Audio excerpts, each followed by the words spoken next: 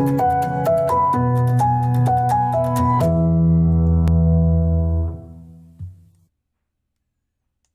everyone, it's technology expert Burton Kelso here with another tech tip to help you get the most out of the technology in your life. Today we're talking about the unfortunate event of the coronavirus.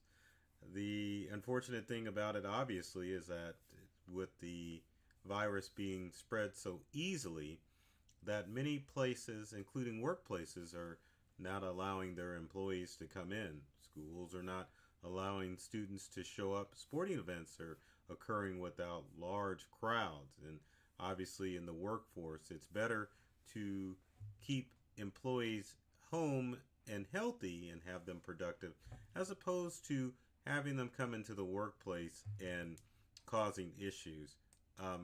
Wherever you go, you can see coronavirus and it affects all areas, including technology. And that's one of the reasons why I am doing this video to kind of help businesses, whether it be solo businesses or small businesses, do the things that they need to do in order to make sure that they stay safe, that they keep their customers safe, and obviously that they keep their employees safe, and at the same time be able to continue to generate revenue in a time where revenue generation can be challenging. So we're going to switch screens here, take a look at some of the things as a solo business, a small business, or even if you are an employee of a business, what things that you need to do in order to make sure not only that you stay safe, your employees stay safe, but also make sure that your data stays safe as well, because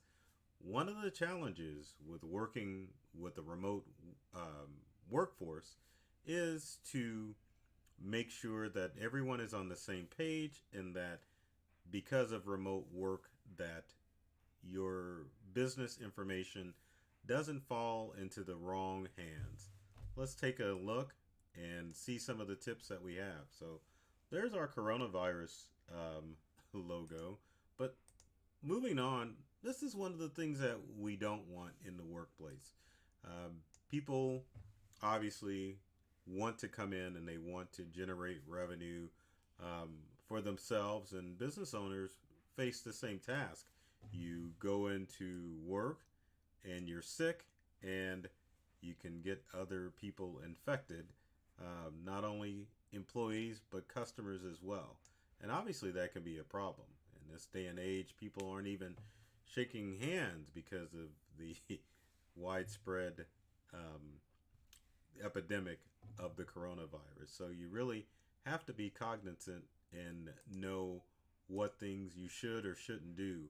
And probably one of the best things is to send everybody home and have people work remotely. That way people can somewhat stay productive. If they get sick, they're going to get sick in the comfort of their own home, and they're not going to come in and invade the workplace with germs and flu viruses, and they're not going to infect your customers, which can be a bad thing.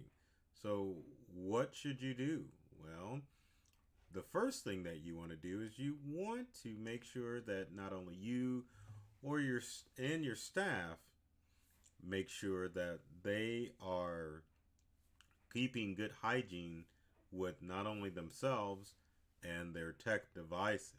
The thing that we're hearing in the news with the CDC and of course most medical experts is that you need to wash your hands. You got to do it.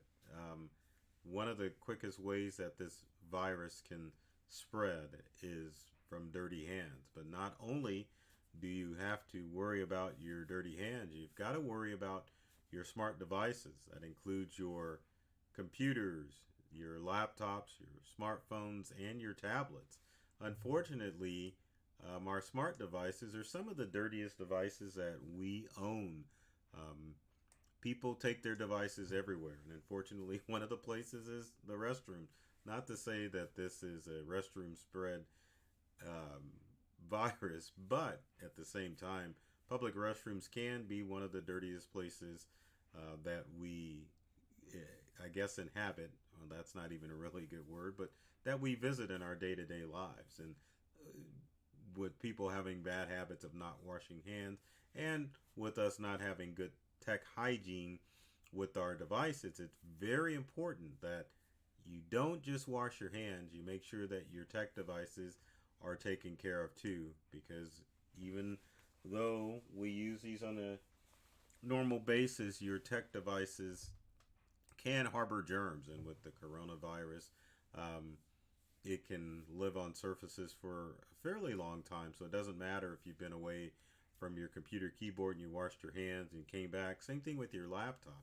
You really need to get on top of it and make sure that you have good tech hygiene. Now, you can utilize um, bleach or one of those bleach wipes on your keyboard and on your mouse, but you don't want to use anything bleach related on your smartphone or tablet. I know Apple has come out and said today that it's okay for you to use wipes on your Apple devices, but if you read the fine print, it's mainly to clean your devices. And same thing with Android tablets. Um, it's not about disinfecting your devices, which is the most important thing. And with most flu viruses, the only thing that can really wipe out the flu is bleach. And you definitely don't want to use bleach on your smart devices. So keep that in mind. There's several things that you can use in order to make sure that your tech devices are clean. One of the best things that you can use if you want to use something in spray form is a product called Pure and Clean. Now, Pure and Clean is an eco-friendly surface cleaning project that can wipe out most flu viruses out there. Not necessarily the COVID-19 out there, but it does an excellent job as making sure that if you want to use an eco-friendly cleaner, which is what you should be using on your smart devices, you want to use Pure and Clean because it can definitely make sure that you wipe out most of those germs quickly, as opposed to having to rub alcohol on those devices, which takes a long time to kill most flu germs. Like I said, bleach will do it, but the thing that you might want to consider for your office and your smart devices, and even for your staff to get if they work home, is to purchase Pure and Clean, which can be purchased at pureandclean.us. But it's an excellent product that you want to definitely incorporate into your work environment. That way you can make sure that if anyone has any aversion to harsh chemicals, you can avoid it with Pure and Clean because it is an eco-friendly product that you can use and will wipe out most troublesome flu-like viruses. The next thing that you want to do as far as making sure that you have a good overall plan as far as remote work is concerned is sitting down with your customers, or at least emailing your customers and letting them know what your plan is, what your plan of attack is, in order to make sure that they're going to stay safe from the coronavirus. That could be a method of, if you have service technicians, kind of like our company, that the service technicians are going to take precautions before they step foot into a home or a business to make sure that they have disinfected themselves, to make sure that they're not going to infect anyone else, and a policy to make your employees know that if they are going to go face to face with any customers, that if they are showing any symptoms of the coronavirus, that they definitely need to stay home and make other arrangements to meet with customers. And that can be done virtually, which we'll talk in a minute. But the main thing is that you alert your customers and let them know that you do have a plan of attack to make sure that they aren't going to spread the flu virus with anyone else.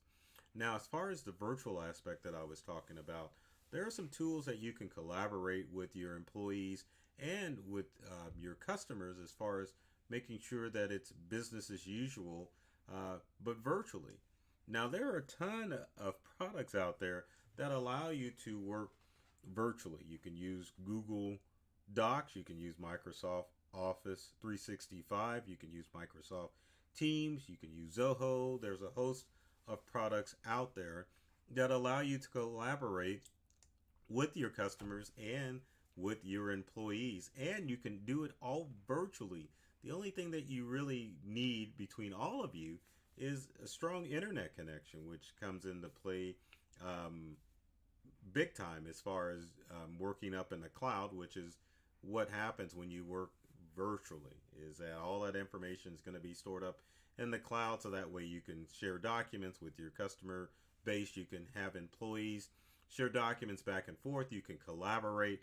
But one of the first things that you need to do before you figure out which software you're going to use to collaborate, something you should have done already in case of a contingency plan, is to make sure that you sit down and choose the right product that's going to work for your business, because there's so many out there. I know most businesses will steer themselves to Google Docs because for some businesses it's free. If you decide to go with Google Docs for Business, there's only a $5 or $7 a month charge per user for using that product. Same thing with Microsoft Office. Most people utilize Microsoft Office, so it may be instinct to go with Microsoft Office, but you want to make sure that using Microsoft Office 365 with OneDrive and all of the associated products is going to work with your business. Same thing with Google Docs. You want to make sure that Google Drive is going to be a good fit for your business model and something that your customers can deal with if you need to work with them as well. Now, as far as face-to-face collaboration, if you want to talk it back and forth with your customers, obviously you can use text messaging to send messages back and forth, but you might want to utilize a product called Zoom, which most of you are probably familiar with because you've done some sort of conference with Zoom, or you've done some type of video conferencing with another program like Skype. But those video conferencing programs like Zoom and like Skype and even FaceTime, if you have a small enough business and you've got customers that are using Apple products, those products allow you to maintain a more personal approach with customers because you're staring them right in the eye, kind of like we're doing with this video here, and it just helps bring out that warm and fuzzy feeling as opposed to just sending out email or text message, which some people can embrace that because they're used to that. But if you're in a situation with your company where you normally meet face to face with people and you need a way to maintain that FaceTime, products like Zoom and like Skype are good options for you to go with. But again, make sure that these products are going to work for your business before you just jump on the bandwagon and use whatever everyone is recommending. Now, another important thing that you need to do when you're working remotely, especially in times like this, is to make sure that you have good backup of your data. And why is that? Well, good data backup is always important because you've got to make sure that if something catastrophic happens to your business, that you've got a way to retrieve that data. Now, people are probably saying, why does this have to do with remote? Well, every business needs to back up. And if Burton says it, that makes it legal, right? So back up your stuff. Probably the best way to do it would be a cloud backup solution, especially if your office is not going to have anyone in it because they're all trying to avoid being in the office because no one wants to get sick with the coronavirus. So if you want to avoid the COVID-19 fiasco at your office, make sure that you utilize an automatic cloud backup service for your business. So that way, if something happens to the backup in your office, then you've got another backup in the cloud that you can quickly restore from in the case of an emergency. I mean, there's nothing wrong under normal circumstances if you're going to have an office that is filled with people that are able to make sure that the backup is doing its daily thing. But a cloud backup solution is definitely going to make sure that it's always backed up and that someone is always going to be able to retrieve information if something bad happens. Next, you want to worry about privacy. When people are working remotely, sometimes they become a little bit more lax as far as when the way they act when they're in the office. So you need to make sure that your privacy policy is intact and that you go over it with your workforce, of course, and with your customers too, to ensure that they understand that the information that you share, as far as logging into some of the collaborative tools and as far as company passwords, whether it be for social media, to log into the VPN at your office, or to remote in using remote desktop, or even some of the file sharing tools you may utilize, such as Dropbox or OneDrive or Google Drive or whatever service you're using. I mean, even though they're in the comfort of their home, it's your company data. You need to make sure that your employees understand that so they can keep things under wraps and make sure that cyber criminals don't get access to that information. If you're moving to a remote workforce, everyone has to be on the same page. So, emails that you send out to employees, you need to make sure that you've got some sort of protocol in place so that they'll understand a legitimate email versus a cyber scam email that may come through and trick them into divulging company secrets that they should not. One of the most common ways that people are scammed are through email.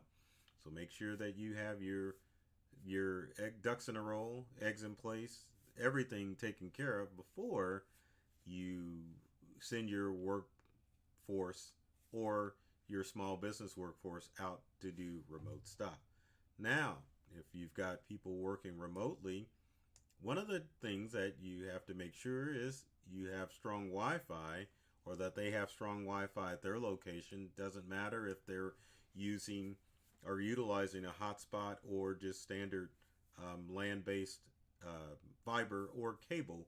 Make sure that it's strong, and make sure if they don't have strong Wi-Fi, that they're using secure Wi-Fi, because it may be tempting just to go ahead and do work at the local coffee shop. Won't throw any company names out there, but it is tempting, because sometimes when you're working remotely at home, you can go stir crazy. You may want to get out and about. So make sure that if your workforce is working mobile, that they're always working on a secured Wi-Fi connection. If they're in their home, make sure that their wireless is nice and secure.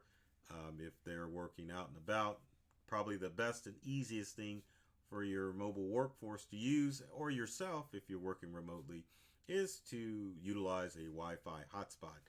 You can either have them use it on their phone, you can provide hotspot to your employees, but make sure that they're using some sort of secure Wi-Fi connection when asking or using or accessing your company stuff. Now, finally, because I have to keep these tips pretty quick, is that you need to make sure that you've got your IT team to make sure that they're able to bail out your remote employees if they have problems. Your company may have used Joe, the computer guy, who is only available at specific hours. Perhaps you have an IT person that is only available part-time, or maybe you're dealing with an IT company that is not as responsive, and that's okay because everyone is in-house. But remotely, people are going to have problems at different periods of time. So it's important for you to partner up with an IT company that is able to respond at the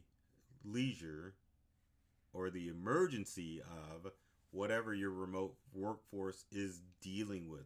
Now, if they're logging into the Office Central server, or if they're logging into your collaborative software suite, there are going to be issues, especially when you're dealing with different networks. It doesn't matter if it's their home network, your office network. You need a team who's going to be able to jump up and come out and rescue you or your team members whenever they're working remotely. So if you are having some difficulties with your IT or tech team, now might be the time to do a reassessment and find out if you're going to have someone a little bit more responsive and who's able to deal with the needs of your individual team members. So that, in a nutshell, is some of the things that you probably need to do in order to make sure that you have a nice remote workforce that is able to avoid the coronavirus and to help you stay a little bit more productive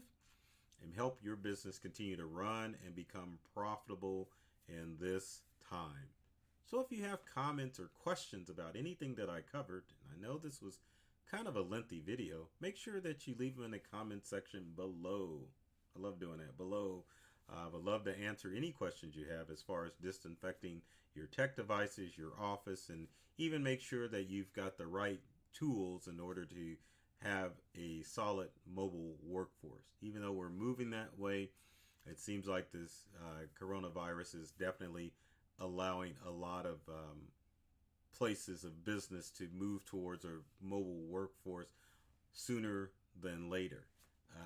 As far as tech tips, make sure that you subscribe to either myself, Burton Kelso, the technology expert, or my company Integral. I always point the wrong way. There's the logo there. There's tons of videos as far as tech tips and tricks that are designed to help you get more from the technology you use at home and at work. So take care of yourself and do many things to make you smile. Make sure that you wash your hands, and also make sure you wash your tech devices too, because it's very important.